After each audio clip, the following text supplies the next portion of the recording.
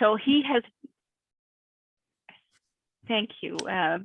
He has prepared this very well, and just wonderful that he was able to share this despite all the challenges that he's having with his family, his mother's health in particular today. So, so welcome. This is the Rotary Club of Cultural Exchange Enthusiasts, and I think it's just wonderful to have you all here. Thank you for your introductions. And John did prepare club updates for the pollinator service project that we started, and our grant was approved for that, and by the bylaws review group. Now, I've been a little involved with the pollinator service project, more than the bylaws, which is maybe kind of backwards, but wondering if you, if anyone can update or share anything on this, one or the other. I can share a little bit about the pollinator project. So John and I touched base over the phone maybe like a week or so ago. We've been trying to get a meeting together with more of us, but schedules have been a little bit challenging. So he had connected with someone through one of our members. I can't remember who it was. And this other person had suggested that we work with farmers markets, because at these locations, there'll be people who are interested in gardening or planting, who would be most likely to take the seed packets and actually do something with them rather than just taking it and letting it die in some sad corner of a closet somewhere. So I think one of our action items would be to kind of put together the final order for the seed packets and any signage that we want to hand out with the seed packets. And then a few of us could volunteer to reach out to our local farmers markets and just see. I know, like, for example, we had talked about how I have a farmers market up the road from me, and just reaching out to the organizers. They kind of have a main table where they have people who talk about the farmers market, and just saying if we could just put a few seed packets there with some signs. And we don't necessarily need to be there ourselves, but you can if you're interested. So that's kind of our current plan or idea. So I don't really have a timeline for that, but that's where we're at. Thank you, Elke. Any questions or comments for Elke? If not, so I think it's a wonderful project. Thank you for continuing to work on that. It is not always easy to find a moment that works for all of those who are involved with that project, but it's just exciting that it is moving forward. And myself, through my current position, I have connections with the Minnesota Farmers Market Association. So some professionals behind the scenes who make that happen. And I offered my help to reach out to those individuals and really promote our service project as well. You just never know, right? How we can maybe catch a few more birds with one stone here. How about the bylaws and the review of that? Does anyone have an update? So it doesn't look like Greg is with us today, but I volunteered to support him, and I'm pretty sure there's a nice first draft. They've done some work to look at other Rotary Club bylaws and really thinking about what would work well for our club and keeping it very simple. And so I know that we have like a year-long goal to get it done. And so he's going to be gathering us soon to see what we need to do going forward. I know that there's been a little bit of feedback from members on the initial draft. So that's all I know. I talked with Greg about this on Saturday. Greg is in California this week, so he won't be participating today. But he and I spoke about the bylaws on Saturday. And I think, Sandy, what he's expecting is that he will circulate some draft ideas between you and John and Greg and me, that we are, I think, the subcommittee dealing with this. And he's going to circulate it. We'll do a lot of our work electronically and remotely. And then I think maybe have one in-person meeting. I think that's kind of his thought. Thank you. Thank you. I'm just excited that this is moving forward and that you're all taking some time to juggle with it, right? And see how it fits our club. We're unique, and our document should reflect that too. So thank you. Any other questions or comments on these two topics? If not, in the next few meetings we have myself. Wow, look at that. This is the Olga show. So next week I'll be presenting, well, not as much presenting, but hopefully facilitating some conversations around the upcoming Rotary year.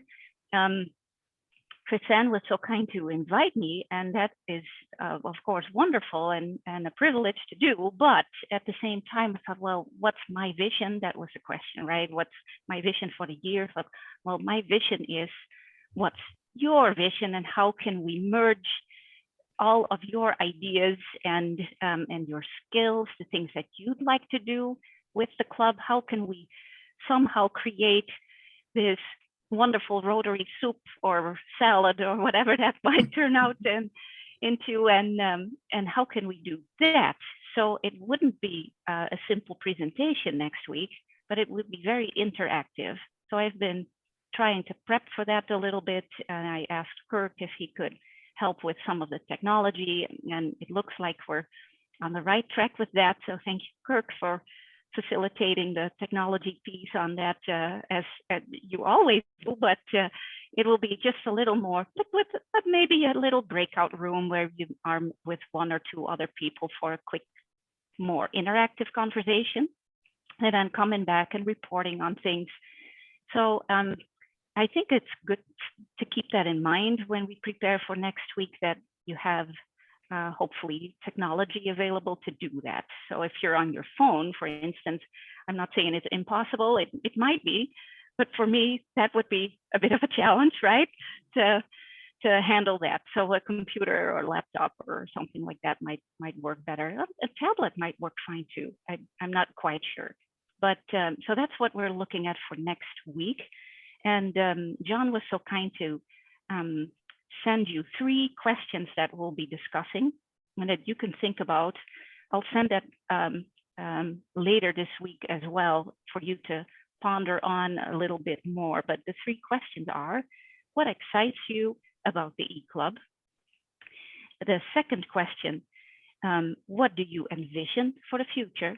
And then the third question, what can you bring to the table? Or what do you want to? What do you desire to bring to the table? And a particular skill that you have, or an interest, or something that you're very, very experienced at, that you'd like to do. So those are the 3 questions that we can think about. But even if you're completely not prepared and you know someone who would love to join this conversation, that is completely fine too. So it's no punishment if you did not do your homework by any means. So that is the idea, to do that. Then March 30th is for the members only, a club business and happy hour and virtual visit from the Philippines club. I do not know a whole lot about it, and I'm afraid that I'll be on an airplane to Ecuador with my cohort of the Minnesota Ag and Rural Leadership Program. So I will be missing the live version of that, but unfortunately, because it looks like fun. How about speakers for April? That is a question, and if you have any ideas or suggestions, I would ask you to reach out to Chris-Anne, but you can also send it here, even type it in the chat if you know of any speakers for April.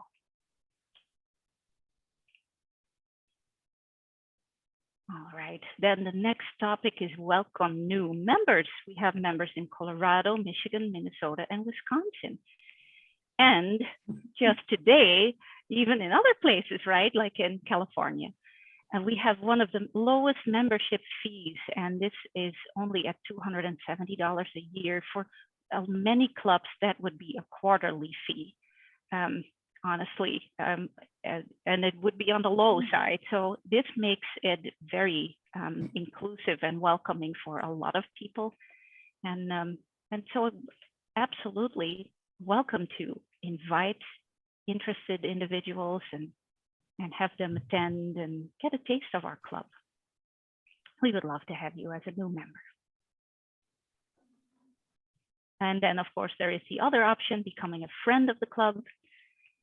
And then you can even make up lost meetings of the traditional clubs that have that expectation to be present at all meetings. But if you miss one, you can make it up by attending our club meeting. And then, of course, there are different ways to support it financially as well. With that, I'd like to conclude our general piece and really like to go to the cherry on the pie of today, and that is Karen Jordan, and sister, and it's planning for a successful retirement. I don't know if Karen mentioned something about gray hair. I'm like, well, there are a few of those.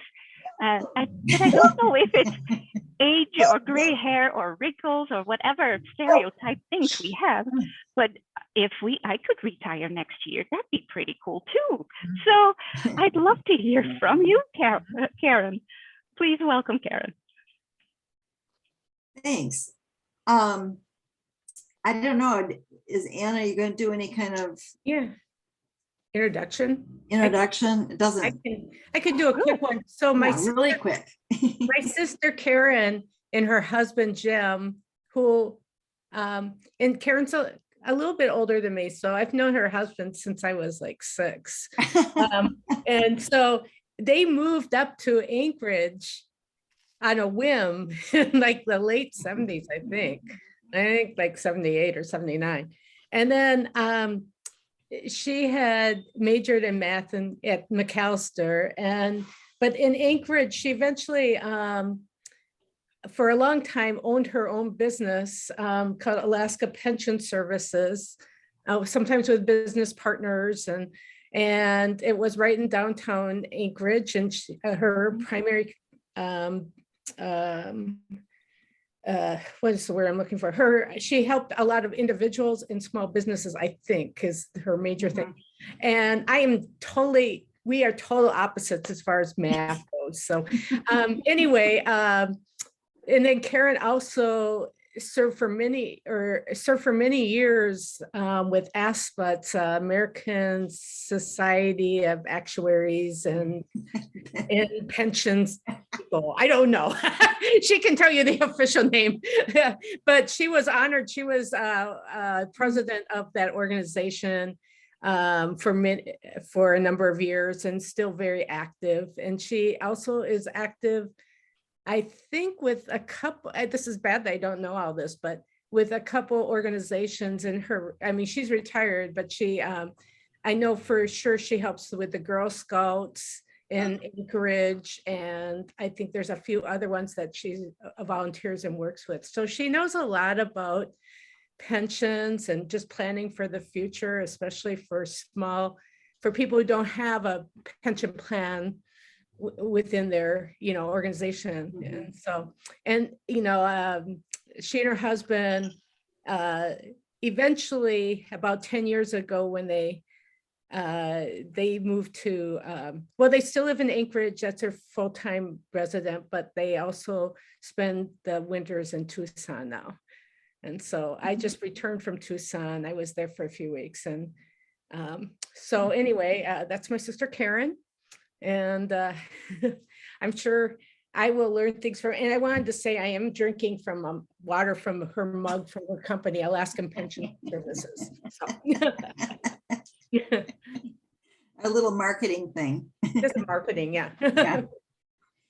I have a presentation I'd like to share. I don't know who turns that on. Or is it allowed? You should be allowed to share. Okay. If you click on Do you see at the bottom of your screen a share screen? Yeah. I think you got it. got, you got it. Can you got see it? Yeah, you got it. Yep. Okay. It's It showing. says you are screen sharing. Now, my problem is I have two screens, but one's above and below. So it'll look like I'm looking in the sky when I look at it. But I've just, through the years, I would give presentations to a lot of my clients, employees, but also to the YWCA was where I first started to give my presentation. It was mainly to really young women. And just recently, I did this for my Rotary Club, and we're a mix of people that are still working and a mix, and actually some people just starting their careers and some people who have been retired longer than me. So I tried to mix it up. I hope it's interesting to all of you, but everyone has sort of a different way of looking at retirement, which makes it kind of interesting. Anyway, let's see if I can get it. How preparing for retirement is more than just the financial part. And actually, probably the non-financial is more important than the financial, and the financial kind of comes along with the non-financial. But being financially secure is definitely important, because oftentimes if you're not financially secure, you aren't going to be able to do the things you want to do in retirement. How well are people prepared? Well, I think a lot of people kind of know what retirement is. Maybe, I don't know. When I went to work for it was the pension department at William M. Mercer or Marsh McLennan, which is a big company. I frankly didn't even know what a pension plan was. But I had been a teacher for 3 years, and I did participate in their 403B plan, which again, I didn't know what that really was. And I think there are a lot of people out there that really don't have a clue about what these things are. And it's sort of frightening. Only 55% of baby boomers have any retirement savings, which is that is really frightening. So why do so few make it successfully? And one is unfortunately disability, because they can't work, and also divorce, where you were maybe in a household, but now you're trying to split your assets between two households and other things. There's family needing support. It might be children that are disabled. It might be elderly parents. There are all sorts of family needs that pop in. And thirdly, it's lugging debt. And especially like with housing costs, what they are now, this is definitely an issue. The recession, and the recession, I guess, was back in 08 and 09. March of 09 is when I guess it was at the lowest. And now I think we might be headed towards another one. I hope not. But it really scared investors. I've ran into young people in their 20s and 30s whose parents really got frightened from the recession, and they're afraid now to go into stocks and bonds, which is unfortunate. And then it's the lack of planning. If you don't really have a plan and know where you're going, it's difficult to get anywhere. So there are two key points in retirement planning. First of all, it's having a plan, and then checking it, and then starting it as early as possible. But if you haven't started it, now's a good time to start it. So why does planning for retirement seem so difficult? Okay, the road to retirement is not linear. We're all going to have curveballs. It might be all of a sudden you decide to just sell your house and move to Alaska and try to find jobs. And you might be working for a company that doesn't have a retirement plan. It might be illness, unfortunately. It might be all sorts of things that can come in and get you off track. Let's see. There's also no required retirement age. So what is retirement? Is it age 55? Is it 65? I know people that are still working in their 80s and they're really happy working in their 80s. So again, it's difficult because there really isn't a norm that you have to go by. And then there's the fear of complexities and the fear of the future. And, you know, after this past year and what we're going through right now, that's definitely something that figures in. Let's see if I can get this going to the next one.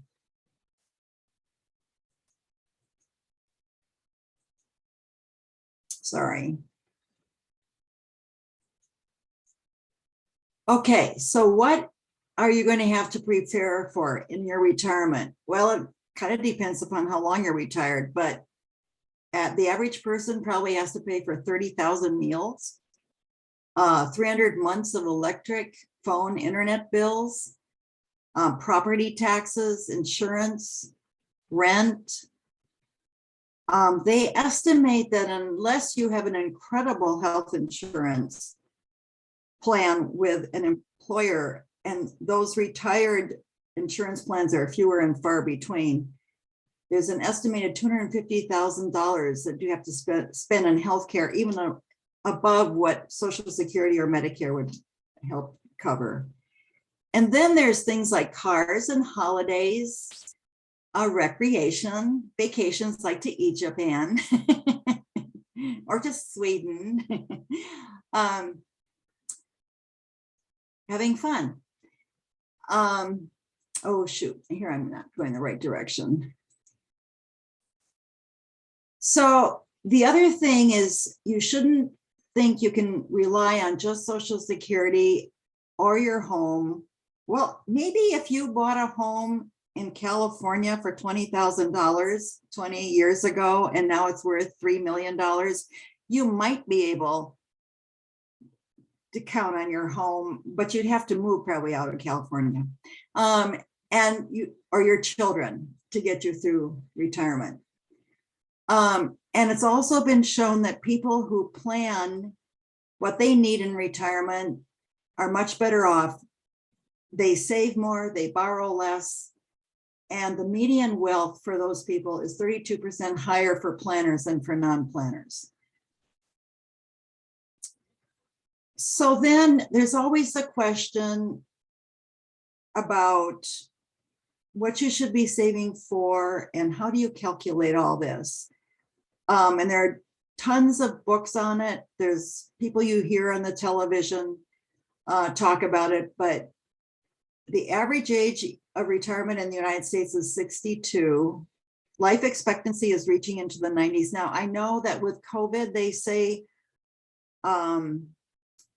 maybe the expected life expectancy has gone down a bit, but I'm guessing that's a 1 or 2 years, maybe.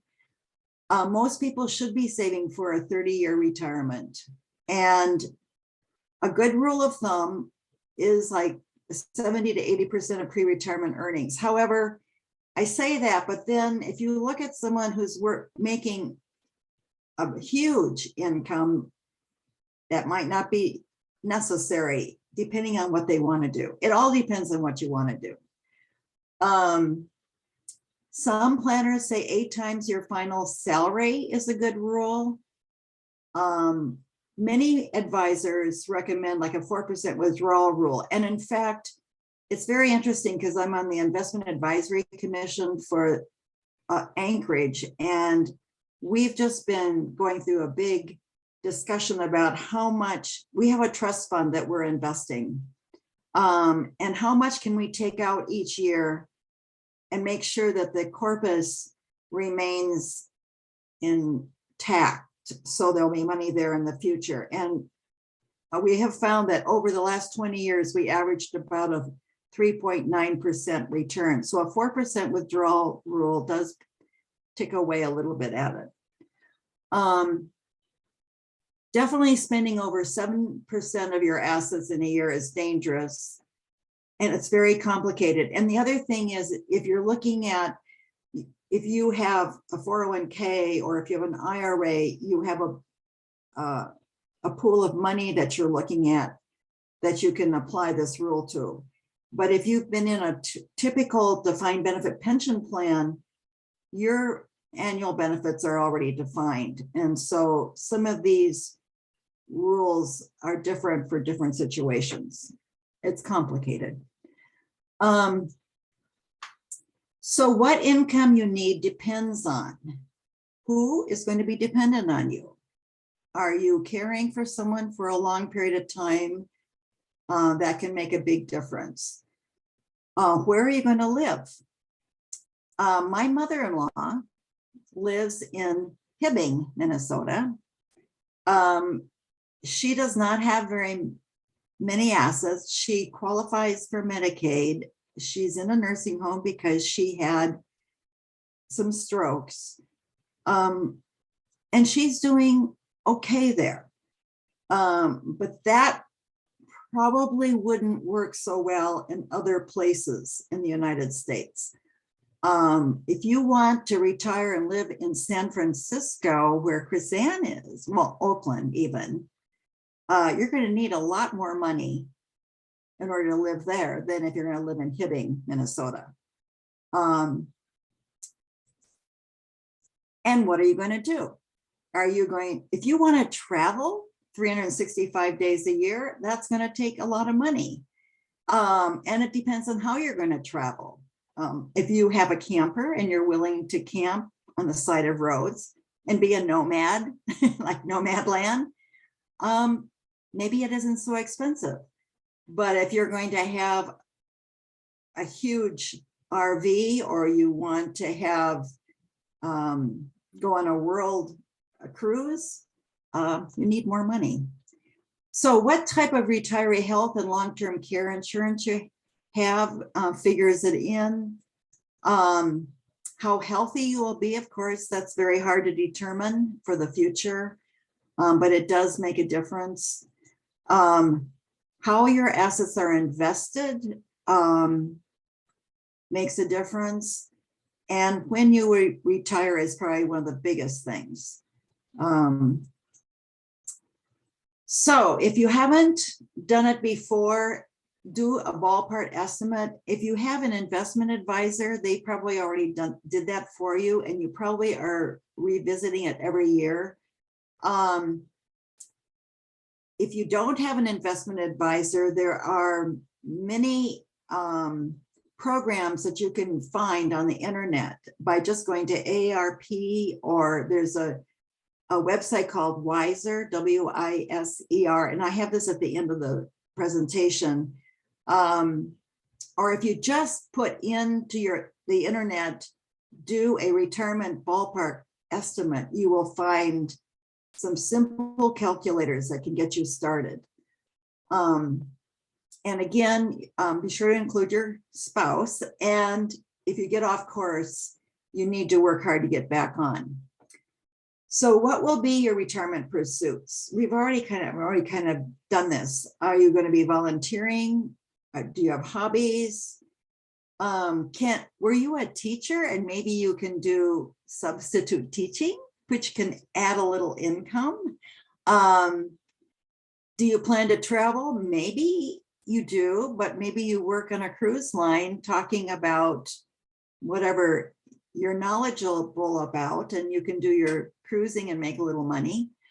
But satisfying pursuits in retirement are just as important as being financially secure. And if they can add a little money, that kind of helps too, if you're short.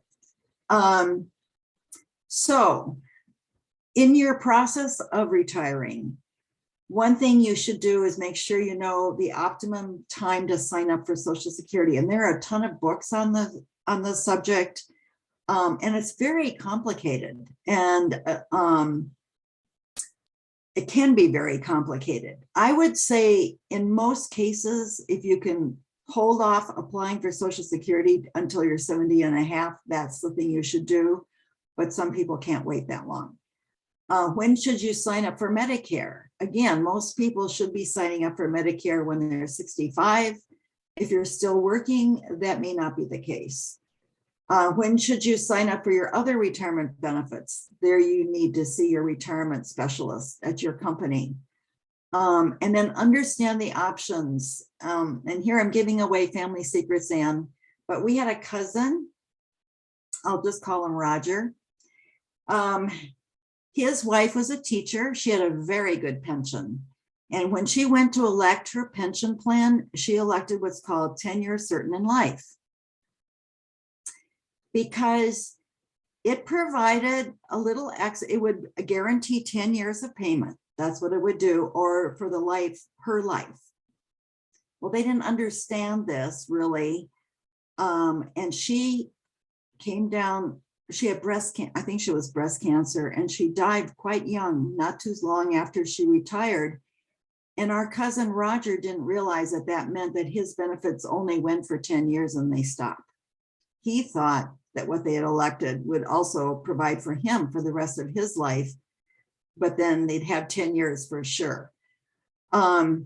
So there are all these different options and they're very confusing. And if you read the explanation, it doesn't always help. I think it's important to talk to your retirement specialist to make sure you know what you're picking. And then you also have to understand how your income may affect Medicare premiums. If you own something like a second home or something, and you sell it, and all of a sudden one year your income gets really large, then the next year you're going to find your Medicare premiums are higher because there are thresholds on which you pay more Medicare premiums. And a lot of people are kind of shocked to find that happen.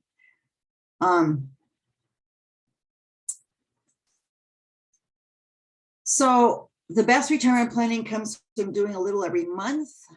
Put your retirement plan in a high priority category. I think resisting borrowing or premature distributions from your retirement plan is something that's a good rule of thumb. Only buy to replace necessities. And then build a contingency fund to help in down markets or through unexpected events, so you don't have to sell when the market is really low. If you own a business, does anyone here own a business? Lindy does. Of course, you're in financial planning, right? So maybe you know all this, but I'll go through it really quickly. Because I went through this. Anyways, you start working on an exit plan at least 5 years before you plan to retire, because it usually takes that long. Understand that you may or may not be able to sell for as much as you think your company is worth. Don't forget about the taxes on the sale of proceeds. It can depend if you're a stock, a C corporation, or if you're an S corporation, or if you're a sole proprietorship, that can make a difference. And prepare for your sale to fall through. I think we went through 3 iterations before we finally sold our business. And then use professionals to help you set up and administer the retirement plans that you have that will work best for your situation, because retirement, there are thousands and thousands and thousands of pages of law and regulations that affect retirement plans. And believe me, I spent my entire life, working life, most of my working life, working on retirement plans. And I swear every day the rules changed. So whatever might have been true yesterday is going to be different tomorrow. You can almost guarantee it. And diversify. Don't put all your eggs in one basket. And know the risks but on the other hand, don't get discouraged in a down market. We're in a down market right now. And we've had some incredible markets the past 10 years. And with all that's going on, frankly, I'm surprised the stock market hasn't gone down more than it has. But for sure, don't panic and sell in a down market. That's the worst thing you can do, because then when do you get back in? And I can't tell you how many people I know that sold during 2008, 2009, they got frightened and they never did get back in. So they didn't participate in the run up afterwards. And then protecting yourself with insurance. And this is kind of tricky too, because sometimes insurance, my husband always called it insurance poor. People have too much insurance and spend too much on it. However, there's a certain amount of insurance you really need to have to protect yourself, and health insurance is one of them. And that's, even though they tried to simplify things, I don't think that we can say health insurance has been simplified. A life insurance, if you have a fair amount of assets, you may not need life insurance. But if you're just starting out and you have children and you have people that depend on you, then that's important that you look into it. Disability insurance, there are different kinds. There's short-term, there's long-term disability. Liability insurance to protect yourself. If somebody were to hurt themselves on your property, are you protected if they were to sue you? Then there's long-term care insurance, which is becoming harder and harder to find. And then there's also longevity insurance. Now, how many people know what a longevity insurance is? Lindy probably does, but this is to protect you if you live a lot longer than you think you're going to live. So it may not kick in until you're like 85, and you set aside some money, you buy this insurance so that it's kind of like long-term care insurance, only it pays off at a certain age, as opposed to because you're going into care. Reducing expenses. In fact, I think this is probably the best way to save for retirement. Ann and I have a friend here in Tucson, lives 2 doors down from us, who retired at the age of 49, and he was a librarian in a school. And he's like the epitome of how to reduce expenses. It's like a game to him. He will not buy anything unless it's a deal. But if you think about it, if you save $1, that's far better than earning $1. Because if you earn $1, you have to pay taxes on it. If you save $1, you don't have to pay any taxes on it. So think of how valuable that is. So just there are little things you can do. Although, you know, Anne, I have the here, drive your car longer or buy used. Although what she found, that's kind of been turned around this year.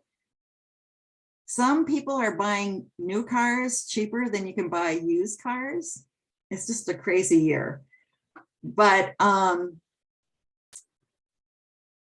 the idea is that cars can be very, very expensive. And it used to be that if they, as you drove it off the lot, it reduced it by tens of thousands of dollars. I'm just not sure that's really true this year, but I suspect that down the road it will be. And then paying down debt as fast as you can, I think, is one of the best ways to save. Okay, then there's health and wellness. Probably more important than financial success. So what are you doing to live healthy? You know, working on exercising, healthy habits, alcohol, tobacco, and drug dependence. Although my husband will tell you it's moderation in everything except, or even in moderation. If you want to have maybe 2 drinks once in a while, you got to have a little fun, but you shouldn't do it all the time. Mental health is important as physical health, and keeping engaged with your family and friends is critical. So actually belonging to a Rotary Club is a great way to keep healthy in your retirement. Strategies in retirement. I already mentioned that knowing when to take Social Security, your required minimum distributions. I don't know if anyone on here is even close to having to take required minimum distributions, but when you're, well, typically in the past, it was when you reach 70 and a half. Now I believe it's 72 and something.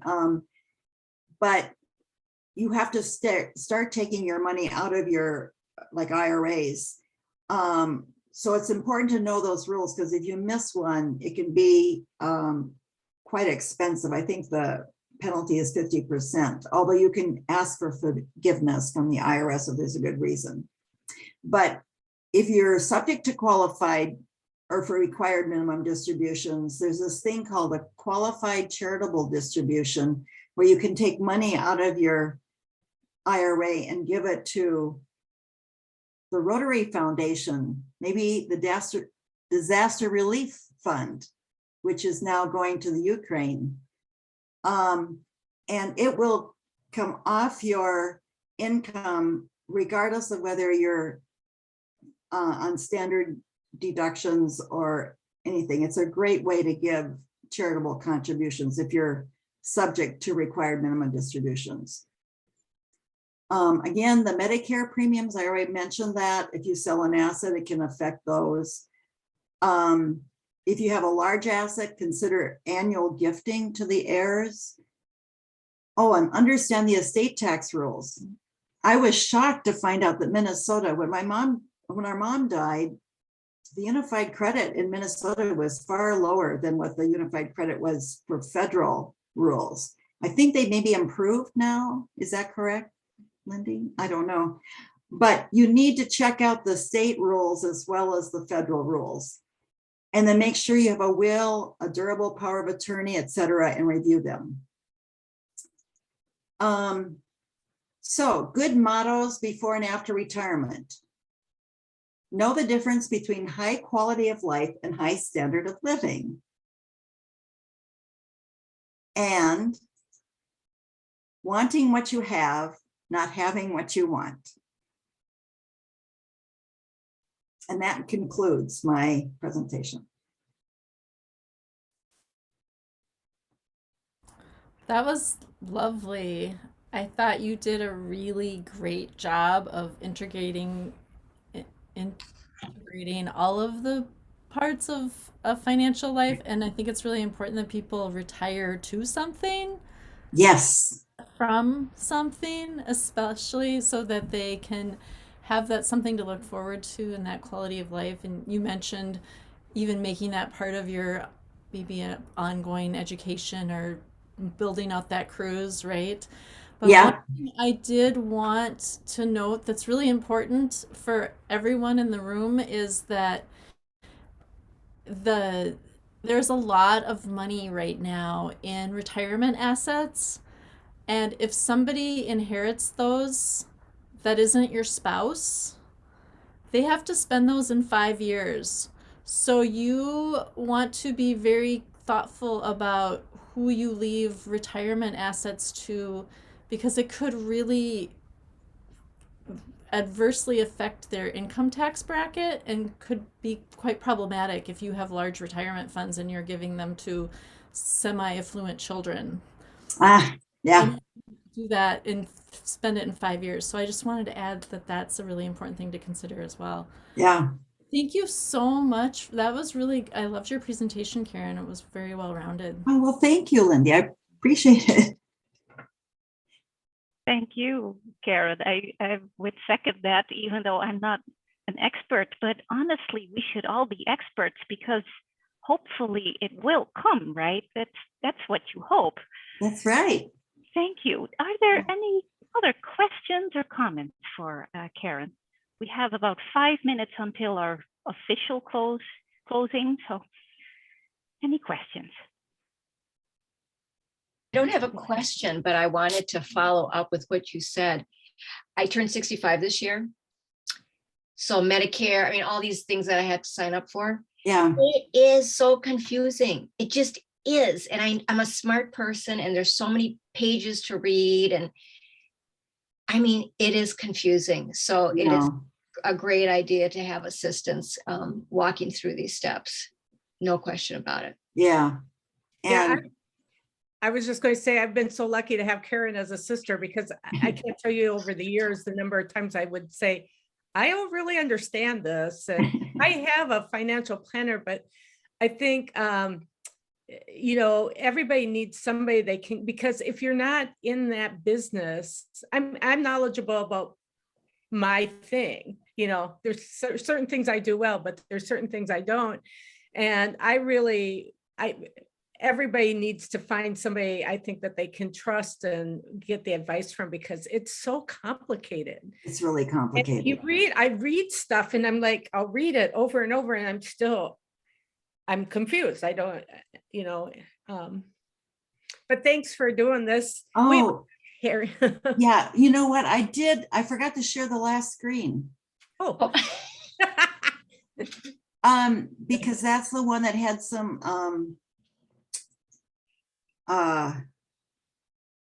the resources. Oh, the resources. Sorry. But, AARP, and then the Wiser Women is the one that I was mentioning. It's an acronym for women in a secure retirement. And even the Social Security has a pretty good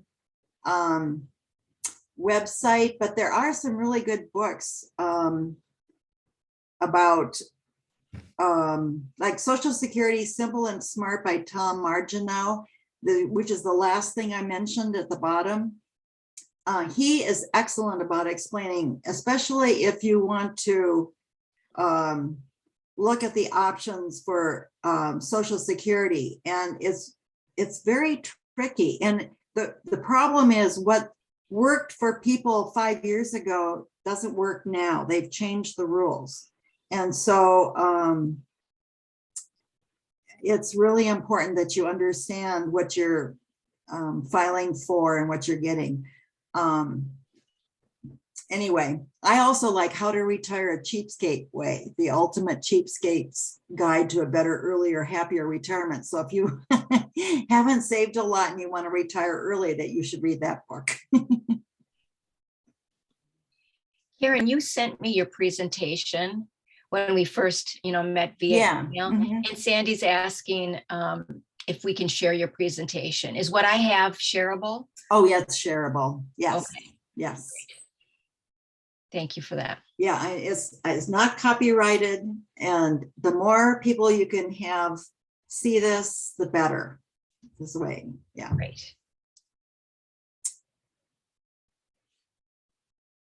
That's wonderful. Any other questions? Karen?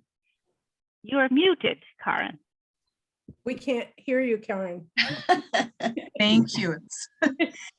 Thank you, Karen, for the presentation. I retired in January of 2020, and I'm a judge in the state of Minnesota, and I'm working as I am a senior judge. So I always tell people I'm a judge on Monday and Tuesday. I'm a grandma Wednesday, Thursday, and then I'm retired on Friday. So it's been a wonderful experience the last 2 years. I just have to react to, and I believe you, and Lindy, when you say it's complicated, it's complicated, it's complicated. And when we start looking at Medicare and various decision points, it feels overwhelming. I lived in such a place of fear as I was coming up to retirement, because I kept hearing it's complicated, it's complicated, it's complicated. Mhm. And what that did for me was create, I mean, such a barrier. And I spent about 2 years doing the planning, Mhm. and all I can say is when you get good advice, I think it is so critical to get good advice, to surround yourself. My job as a lawyer and my job as a judge was to make the complicated understandable to Mhm. jurors, Mhm. and to make things accessible, transparent, and understandable. And I think it is really important for people as they contemplate their retirement that they think about building that team of advisors and people that they can trust. There are tons of folks that'll help you do that. Mhm. Get it so that you're not afraid. I was afraid, and Yeah. terribly anxious. There was so much Yeah. dithering and anxiety, much wringing of hands. And when I look back on what I put myself through, it didn't need to be that way. Yeah, I hear you. I think, this Tom Margineau in his book about Social Security writes about, trying to figure out the best time to take Social Security, and people like, well, should it be in June, or if my birthday's in June, is it July or is it August? And he said, Exactly. that doesn't matter. It's only No. going to be a few dollars difference if you pick one date over the next. It's if you draw when you're 62 comparing to draw your retirement at 72, it's a huge difference. Exactly. Yeah, so it's, yeah, I think because of the complexities, it does make it frightening. Yes. Mhm. Yes. I mean, I just, once I started meeting with the professionals, Uh-huh. I was, what a relief. What Yeah. a relief, you know. Well, and that's why, like Lindy has her CFPIC, which means that she's gone through all these classes and courses in estate planning and investment planning. And so like when I go looking for well, I've had the same investment advisor since 82, but I would look for a CFP because I know that they've had all of these background. They really have demonstrated they know all of these different areas. Right. Which is very helpful. When did the rules change so that when you when a person inherits an IRA, that it has to be distributed within 5 years? I think it was 2020. Okay. Recently, Yeah. 2020 or 2021. And you know, it wasn't ever that they could go forever. Well, there were different rules depending on what. There's a lot of different types of retirement. But that's Yeah, like I say, it changes daily. right. That is really something to take into consideration in terms of your estate plan. Uh-huh. But I mean, if you're looking at a straight 401k or an IRA, that's the type of, not a Roth thing. That's the type of thing that you would. But even Roths now have some weird rules in them for distributions, don't they? Yeah, but they wouldn't have the same taxable. They don't have the same tax implications. Right. And actually having to take it and pay taxes on it. I mean, you still have the money less the tax. So it kind of depends upon the person paying the taxes and what tax bracket they are in. And actually right now, compared to like the 80s, the tax rates have come down so far that it makes it more palatable now than it did, say, back in the 80s. But you don't know what it's going to be 10 years from now. Exactly. But you taught me something today. I didn't know that you could take a retired minimum distribution and roll that into the charitable. Yeah, you have to have your investment advisor. Well, what I do is I figure out at the beginning of the year who I'm going to give my big contributions to.